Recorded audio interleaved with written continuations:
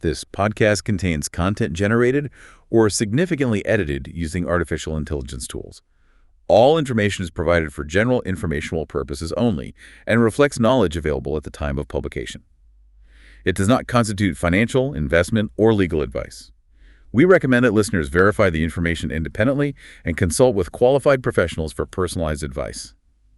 Welcome to the Luxembourg Fundcast. Welcome back to the deep dive. Today we're uncovering a pretty fascinating strategic evolution. It's the journey of a successful private investment vehicle, one that's grown beyond its initial scope. Right. It reaches this tipping point where its own success kind of forces a fundamental change. Exactly. And we're not just talking paperwork here. This is about unlocking, significant new horizons for capital and market reach. That's right. Our deep dive today is into a complex, but absolutely critical transformation. Converting an unregulated Luxembourg Société en Commandite Spéciale, that's the SCSP, into a fully regulated alternative investment fund, an AIF. So think of it like a deliberate pivot from that private, contractual world to the big, expansive institutional landscape of the EU's regulated fund market. Precisely. Okay. Our mission then is to really dissect the main drivers behind this. Because sometimes it's hitting a mandatory regulatory threshold, right? Often, yeah. But just as often, it's a proactive, strategic choice.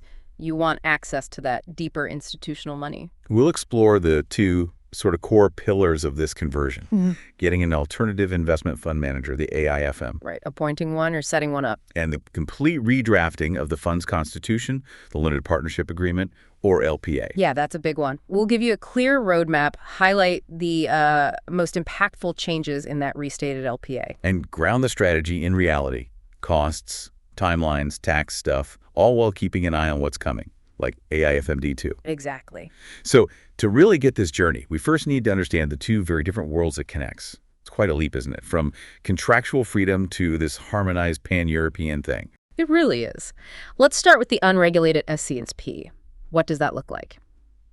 This vehicle, introduced in Luxembourg law back in 2013, was largely inspired by the Anglo-Saxon limited partnership model. Okay. It's often the go-to choice for private mandates, Family offices, club deals among sophisticated investors, maybe single investor mandates. And the appeal is? Flexibility, big time, plus confidentiality and pretty low operational overhead. And how does it manage that flexibility and privacy? What's the mechanism?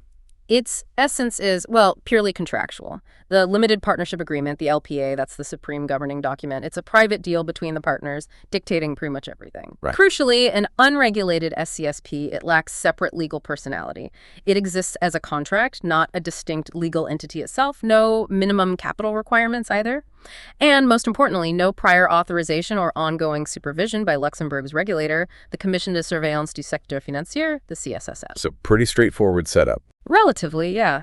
You just need at least one general partner, or GP, with unlimited liability, and one limited partner, an LP, whose liability is capped at whatever they put in. And the tax side in this unregulated setup, how's that work? Tax-wise, it's designed for neutrality. It's treated as tax transparent for corporate income tax and net wealth tax. Meaning profits just flow straight through to the partners. They get taxed at their level in their own jurisdictions. It's very efficient for international investors. Okay, so that's the world of contractual freedom.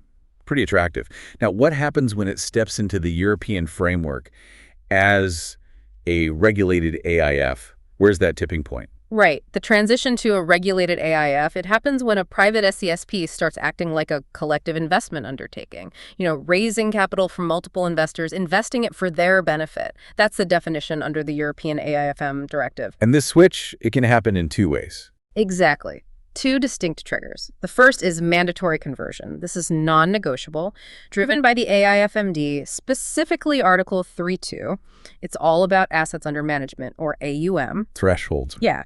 A manager must get full authorization as an AIFM if their AUM goes over 100 million euros using leverage, or 500 million euros for unleveraged, closed-ended funds with no redemption rights for the first 5 years. And the CSSF is strict on this. Very. They state clearly, if you're over those limits for more than 3 months, you have just 30 calendar days to apply for that full AIFM authorization. Clock's ticking. Wow. Okay, so regulation becomes an obligation then. What's the other trigger? The second trigger is strategic conversion. This is totally voluntary, a business decision. You choose to opt in, even if you're below those mandatory thresholds. Why would you do that? Mostly commercial reasons. You want access to that deeper pool of institutional investors, pension funds, insurance companies. Often they can only invest in regulated products. Converting opens that door. Makes sense. Anything else? The other huge driver is the AIFMD marketing passport. Once your fund is managed by a fully authorized AIFM, boom, you can market it to professional investors across all 30 EU and EEA member states. It's a much smoother process. So it boils down to a fundamental strategic trade-off. Yeah. What's the takeaway for managers here? The takeaway is this. You're making a conscious choice. You're swapping that absolute flexibility, the privacy, the lower cost of an unregulated SCSP for access to a much, much larger pool of institutional capital and that incredible marketing reach. It's a deliberate shift, really, in the fund's whole business model.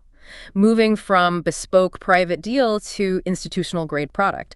Understanding that trade-off is key. It really shapes everything, doesn't it? Absolutely. The whole conversion, the negotiations, the new terms, it all flows from that core decision. Okay, let's quickly paint a picture of these differences. Unregulated SCSP versus the new regulated AIF. What are the key contrasts? Okay. Unregulated SCSP governs solely by the Commercial Companies Law from 1915. No CSSF supervision, no authorization needed, marketing's just private placement. Core doc, simple LPA, no mandatory depositary, no mandatory auditor, tax transparent, no subscription tax. Simple. Now the regulated AIF. Right, the regulated AIF, even if it's still legally an SCSP, now falls under the AIFM law of 2013 too. It's indirectly supervised by the CSSF through its authorized AIFM. So the AIFM is key. Totally. The AIFM needs full authorization. The AIF itself is just notified to the CSSF. Investors are typically restricted well-informed or professional. Documentation explodes. You need a restated LPA, an offering document. And mandatory appointments. Yep. You now need an AIFMD compliant depository and an approved statutory auditor, a réviseur d'entreprise agréé. Valuation isn't discretionary anymore. It has to follow AIFMD rules for independence and consistency. More reporting too, I assume. Oh, yeah. Mandatory reporting Annex 4V reports to the CSSF periodically, plus regular reports to your investors. But the big prize is access to that EU marketing passport. It's tax, still transparent. Fundamentally, yes, still tax transparent. But now it's subject to an annual subscription tax, the taxe d'abonnement, of 0.01% of its net asset value. That's new. Okay, we've crossed the regulatory divide conceptually. Let's get practical. The blueprint for actually doing this, it's a project, right? Not just one step. Definitely a multi-stage project. Who kicks it off and who do they need on their team? Usually it's the fund sponsors, typically the GP, who initiate this, obviously in discussion with the existing LPs. The why is that strategic reason we talked about, scaling up, getting institutional money, or hitting those mandatory AUM levels. Right. That decision needs to be formally documented. That's your project start. And building the team sounds crucial. You wouldn't try this alone. Oh, absolutely not. You need external advisors, pronto. Experienced Luxembourg fund lawyers are number one. They often act as project managers, drafting the new docs, handling the CSSF application, advising on compliance. You just can't do it without them. A specialist tax advisor. Essential. They need to ensure the conversion itself is tax neutral, plus guide you through the new tax compliance stuff, subscription tax, complex investor reporting, all that. And third, an approved statutory auditor needs to be brought in early. Why? Because the fund's annual accounts now have to be audited under AIFMD rules. Got it.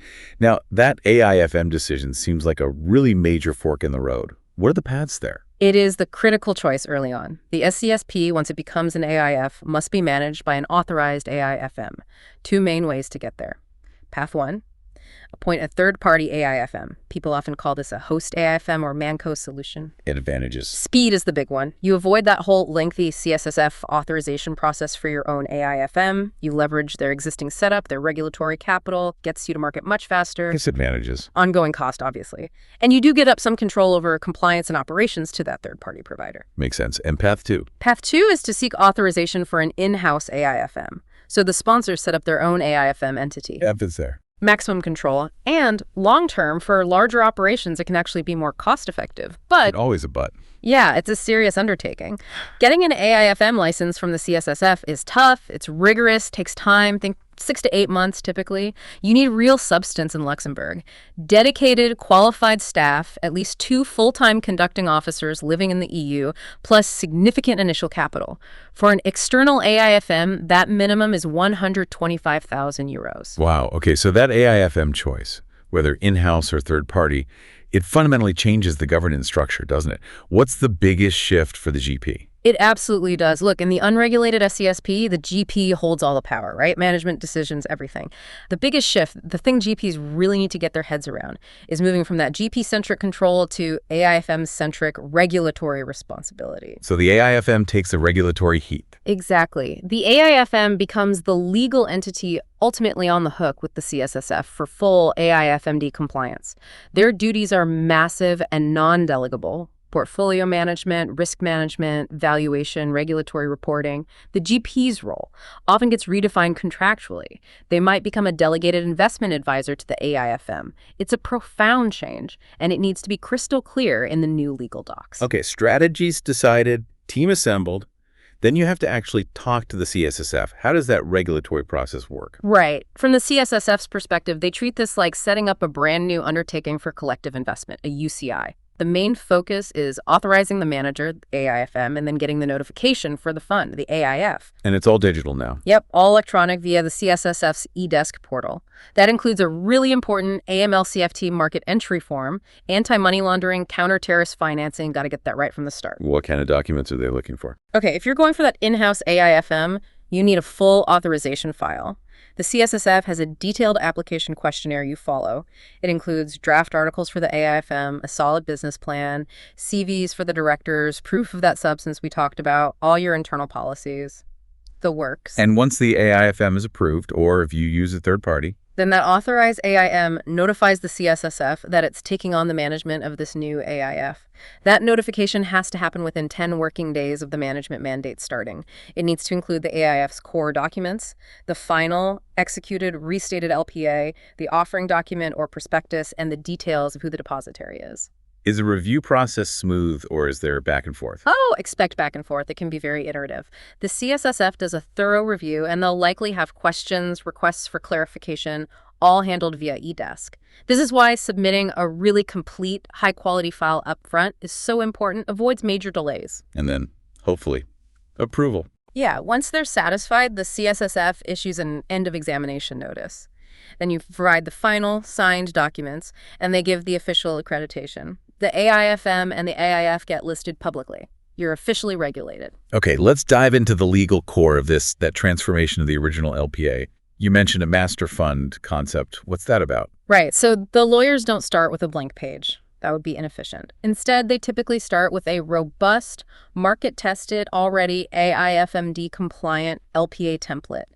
Think of it as a master agreement, the kind used for big institutional funds like SIFs, specialized investment funds, or RAFs, reserved alternative investment funds. And they adapt that. Exactly. They tailor that master template to the specific fund. This approach ensures all those complex AIFMD requirements are built in right from the beginning. And the SCSP's contractual flexibility actually makes it really well suited for this kind of comprehensive redraft. How does the fundamental nature of the LPA change, though? Huge change. The original LPA, it was just a private contract between partners. The restated LPA, it becomes, well, almost a quasi-regulatory document. How so? It has to be reviewed and formally accepted by the AIFM, the depositary, and the auditor. They all rely on it to do their jobs under the regulations. A copy even goes to the CSSF. And crucially, it must explicitly state that it incorporates and defers to the mandatory rules of the AIFM law.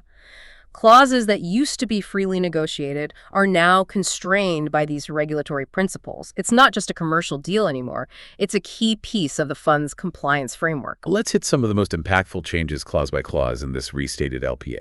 Beyond just adding definitions like AIFM, what are the big shifts people will see? Okay, yeah, you'll see entirely new sections. Obviously, the explicit appointment of the AIFM and the depositary. These aren't just placeholders.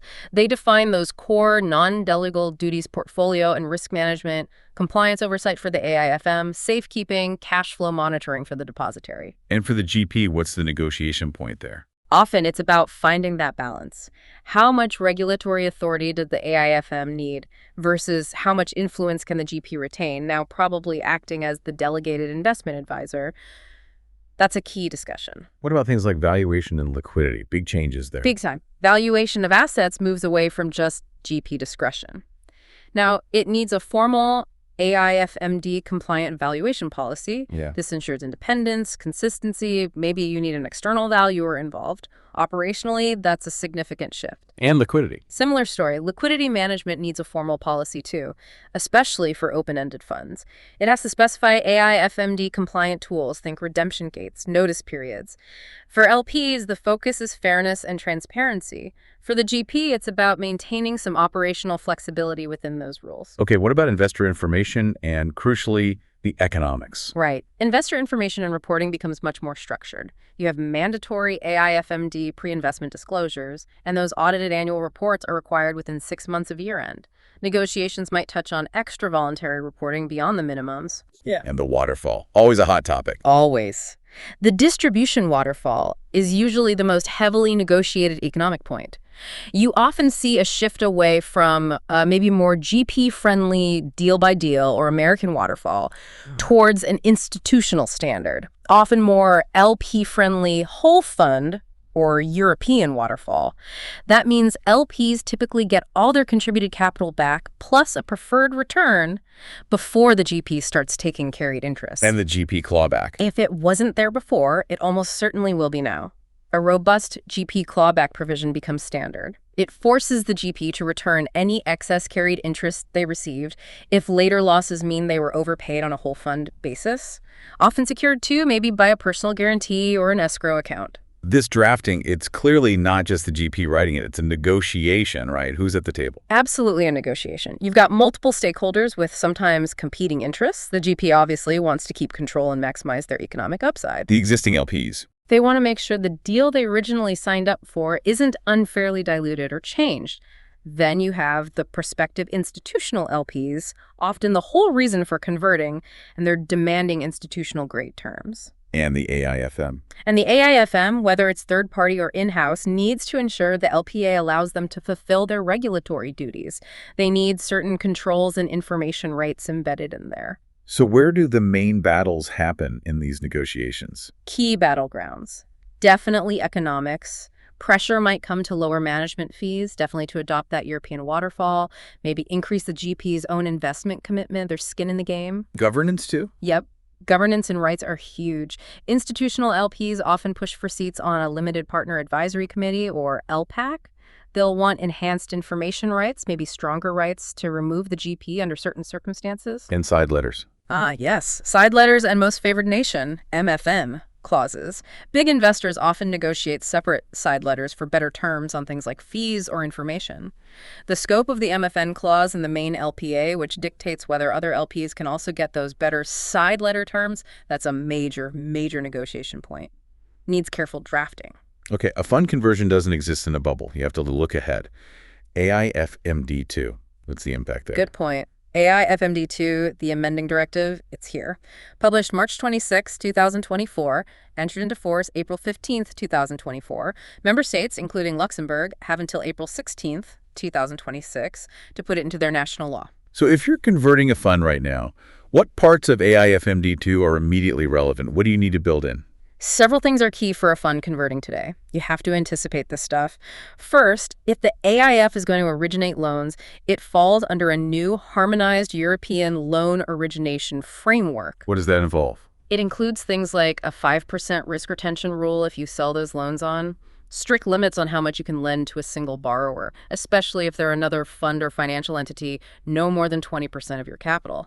And clear leverage caps 175% of net asset value for open-ended funds, 300% for closed-ended. Okay, what else from AIFMD 2? Enhanced delegation reporting. You need to provide much more detailed info to the CSSF about any functions you delegate, who the delegate is, how you monitor them, quantitative data on assets under delegated management.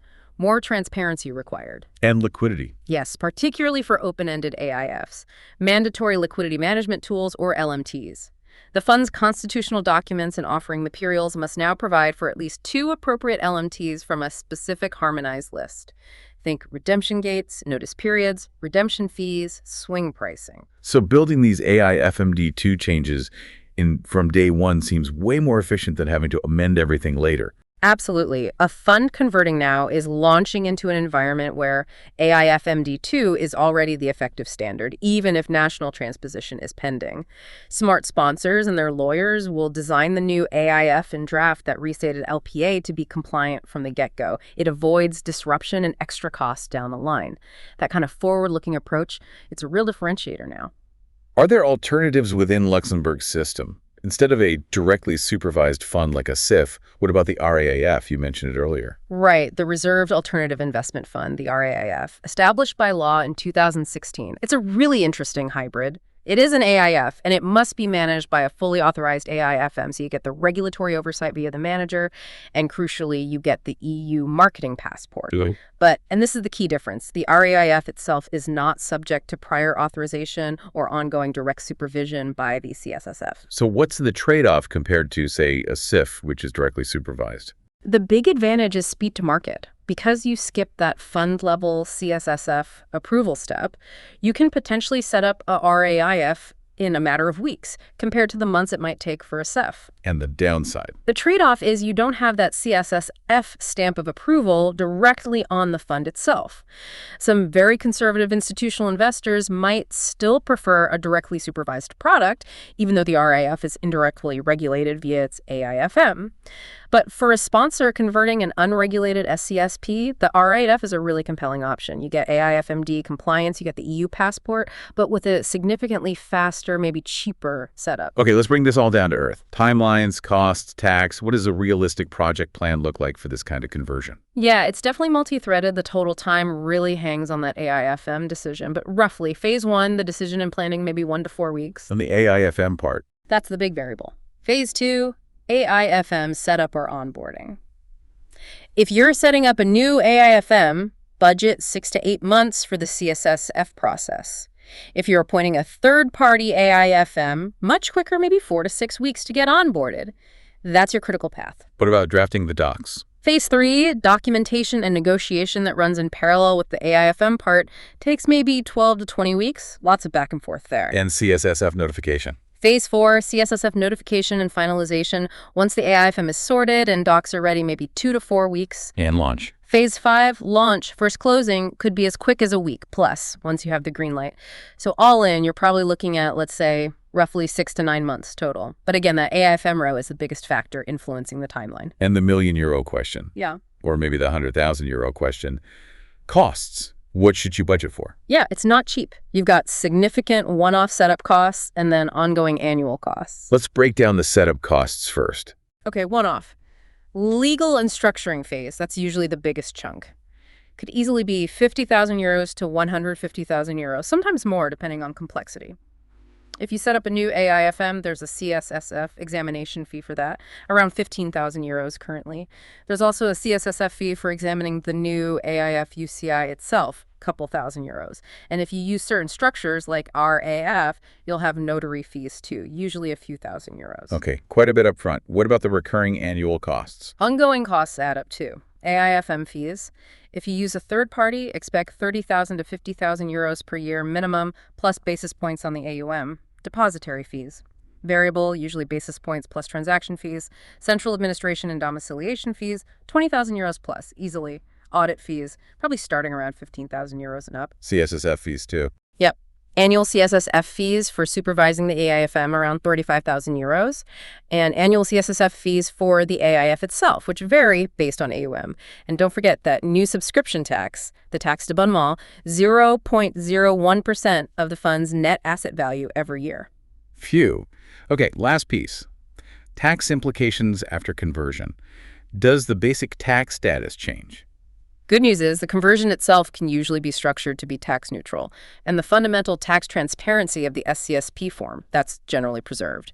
The AIF itself, structured as an SCSP, typically remains exempt from Luxembourg corporate income tax and net wealth tax. But there are new tax obligations. Yes, the most significant new tax is that taxe abonnement we just mentioned, 0.01% annually on NAV, paid quarterly. That's a direct cost. VAT treatment on management services usually stays favorable, typically exempt in Luxembourg. And dealing with the tax authorities. More interaction. definitely more engagement with the Luxembourg Tax Authority, the Administration de Contribution Directe, or ACD. Here's a key point. Even indirectly regulated AIFs, like RAFs, are now generally considered reporting financial institutions for CRS, the Common Reporting Standard. What does that mean in practice? It means the fund, or its administrator, has real obligations. They have to conduct due diligence on all investors to determine their tax residency and then file annual reports with the ACD detailing financial account information for reportable investors. It's a significant compliance task. Anything else on tax reporting? Yes, institutional investors, especially from certain jurisdictions like the U.S., will expect highly detailed jurisdiction-specific tax reporting from the fund. Think things similar to U.S. K-1 schedules. This adds another layer of complexity and cost for the fund's administration. It's part of being an institutional-grade product. Wow, okay. We have covered a huge amount of ground today. Converting a private SCSP into a regulated AIF, it really is a profound strategic shift, isn't it? Moving from that world of contractual freedom to institutional reach and regulatory responsibility. It demands really meticulous planning, absolutely top-tier expert guidance, and you've got to be proactive in adapting to this constantly evolving regulatory world, like with AIFMD too. But the journey, complex as it is, clearly opens up significant new doors for capital raising and market presence. No doubt. It's fundamentally about building an institutional-grade product designed for a global audience. Which leads to the final thought for you, our listeners. What opportunities could this kind of strategic transformation unlock for your fund strategy? This podcast contains content generated or significantly edited using artificial intelligence tools. All information is provided for general informational purposes only and reflects knowledge available at the time of publication. It does not constitute financial, investment, or legal advice. We recommend that listeners verify the information independently and consult with qualified professionals for personalized advice. Hit that like and subscribe button. It was the Luxembourg Fundcast for you today.